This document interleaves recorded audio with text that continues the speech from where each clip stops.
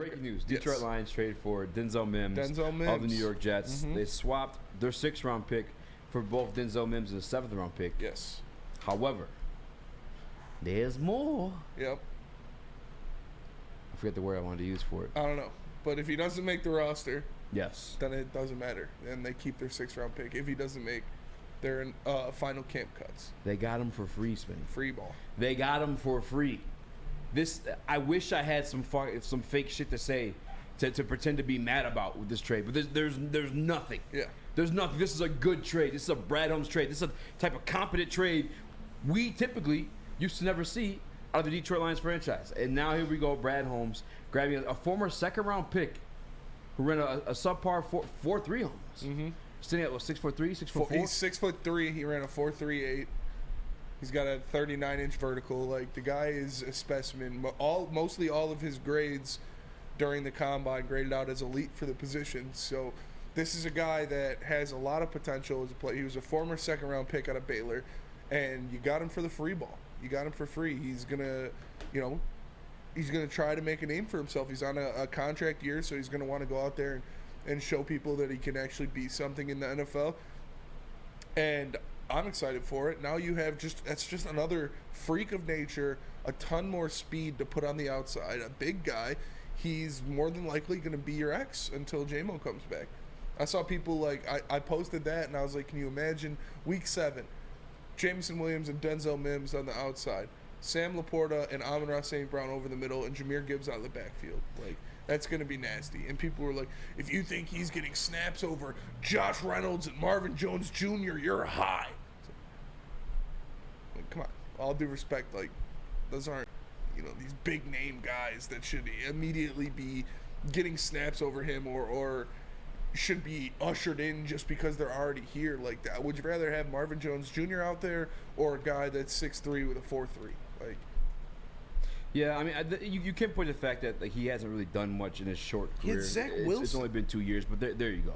That's the part that you're missing. And I know this has been touched on throughout the entire day here on the network, but I like the offense. I think part of the offense last year was the top 3 offenses because of a certain character named DJ Chark. And DJ Chark was that similar build, 6'4" guy, ran a fast 40, 4.3, catch the ball deep. And I was butthurt and sad when we lost him. Yeah. And then we grabbed Marvin Jones. It's nice, but can he still be that? He's a little old. Is he true X? We were missing that true X. Amon-Ra, slated to play the slot. We talked about Ben Johnson in the interview with 10-20 minutes, and he's going to play the slot too in terms of Jameson Williams. And now you have a guy that could potentially be your true X. Now, that's where the people who roast you in the tweets or whatever kind of have a point, but like you said, Zach Wilson was his quarterback. The corpse of Joe Flacco was his quarterback.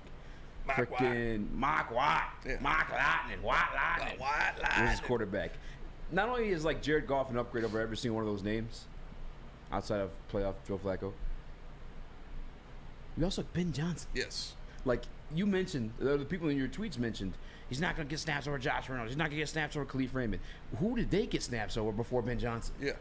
What kind of impact were they making on the game before Ben Johnson? None. None. Josh Reynolds got cut by the Titans. Exactly. Marvin Jones Jr.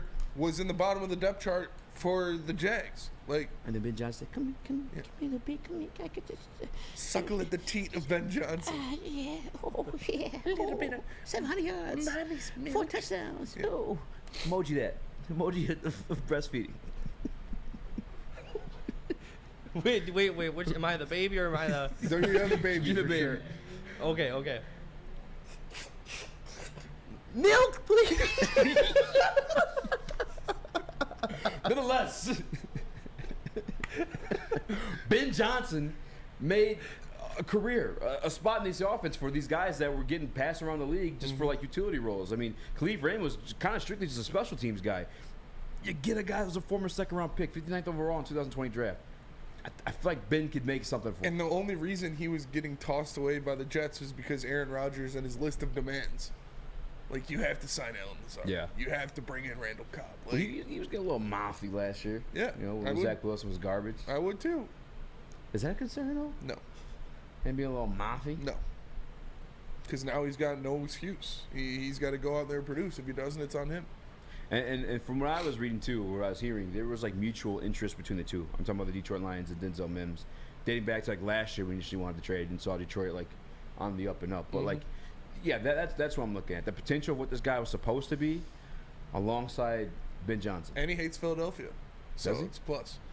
Well- Yeah, there's a video of him calling Philadelphia a dirty ass, trash ass city Why? when he's playing Call of Duty. Oh, that's funny as hell. The upside, the potential is there. Like, this guy could be the actual X for the Lions. This guy could be the guy on the outside. Just more speed in that offense, another weapon in that offense. So I'm excited to see what he can do. And even if he's not like productive in terms of actually like adding value, when you have a guy that can run that fast and get open down the field, which again, granted, I don't think he's that great at getting open for like a little bit of film that I did start to watch this morning. But you have to keep the defense honest. Yeah. We have a guy who could at least make it down there. You know what I'm saying? And that's going to continue to open up things for your guy, Sam Laporta, Amon-Ra St. Brown. I mean, everybody, even the run game, too. Keeps extra bodies out of that box. And so our dominant offensive line continue to fucking mold human beings and gain for those, the average 4 yards a carry last year? Yeah. Like, it's everything you need. Everything you ever wanted. Yeah, it's a perfect fit, especially if he turns out. And like, what kind of production are you expecting compared to what would be an acceptable amount of production from him? Yeah. What am I projecting? What am I Yeah, like, expecting? what do you expect them to do, and what would be like, okay, it was worth it? That's a great question. I mean, it's worth it off rip, just alone. Like a 7th-round pick for a former second rounder is like, it's worth the risk.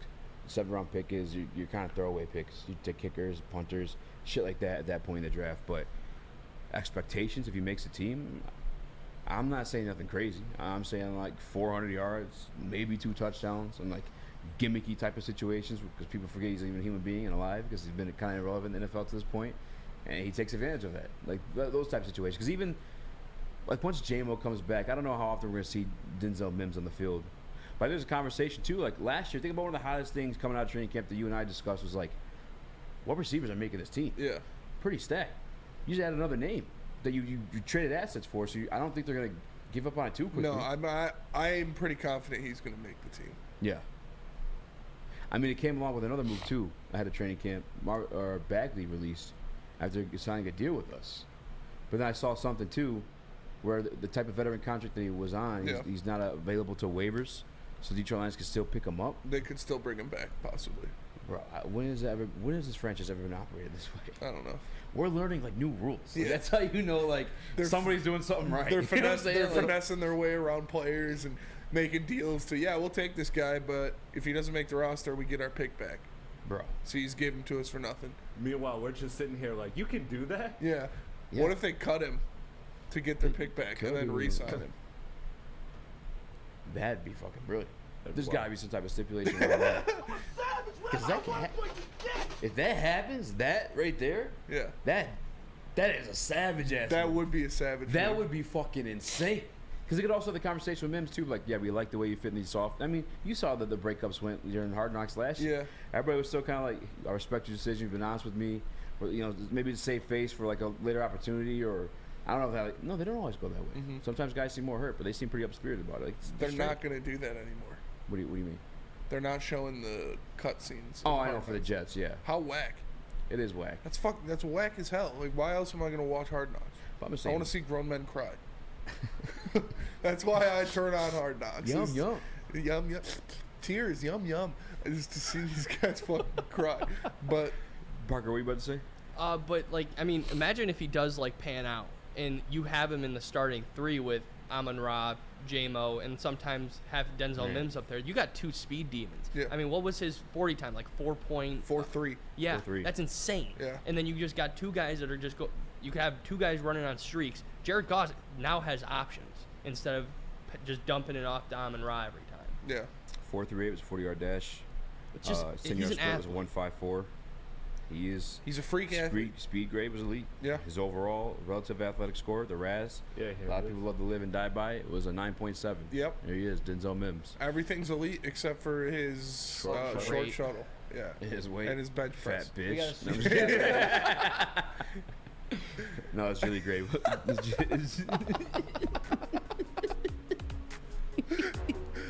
6'3", 207 pounds. He's probably more than that now. Fucking fat. No, That's my only issue, guys. He's kind of fat. Kind of chubby. no, dude, I'm excited for the potential of what he can bring, the potential of what he can be in Moves this well offense. for a big guy. He moves well for a big guy, for sure.